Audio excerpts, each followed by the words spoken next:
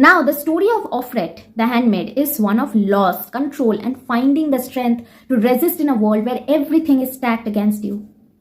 Though we do not live in a world as extreme as Gilead, we can relate to some of the themes.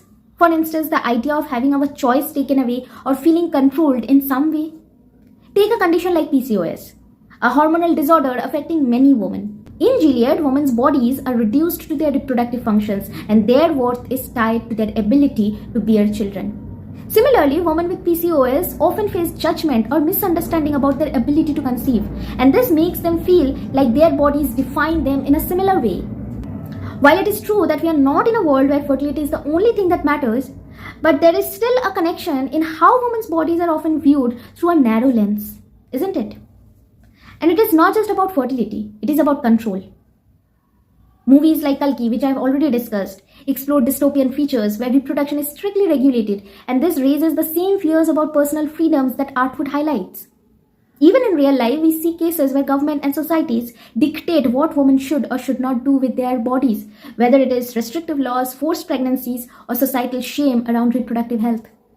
And this is what makes The Handmaid's Tale so unsettling. It does not feel entirely impossible. Remember this, every dystopia starts with small, seemingly harmless changes, and before you know it, control becomes the norm. So while The Handmaid's Tale is a work of fiction, it forces us to ask, how much of this is already happening? How much of this do we already relate to?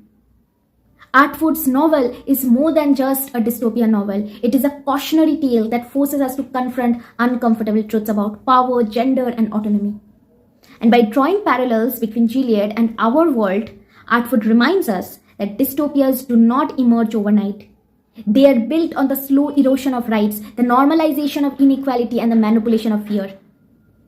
Therefore, the novel is a powerful reminder of how fiction often reflects our society and why it is so important to pay attention to these stories. They are not just cautionary tales, they are mirrors that shows us how much we can still relate to, whether it is the struggle for gender equality, personal freedom, or understanding our bodies and choices. So what do you think? Can you relate to any parts of the story, or do you see connections to the struggles happening in the world today? Let me know in the comments below.